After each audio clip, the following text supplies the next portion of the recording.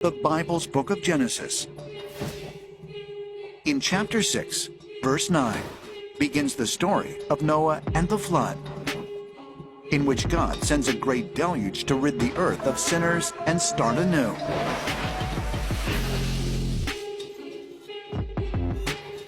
Different versions of this same story exist in nearly every ancient tradition around the world.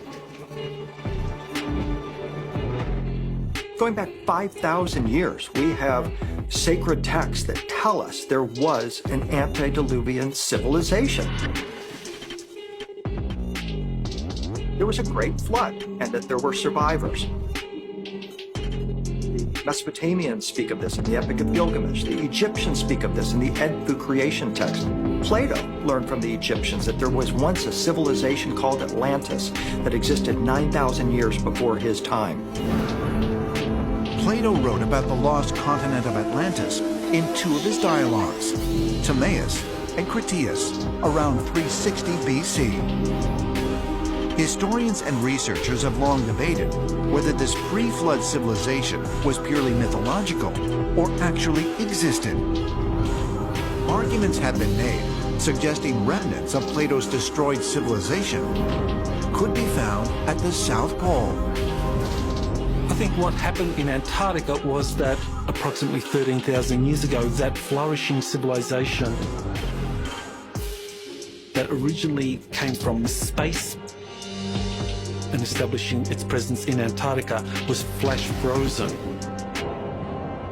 We actually have ancient evidence of this in the form of Plato's dialogues, where he talks about the last days of Atlantis.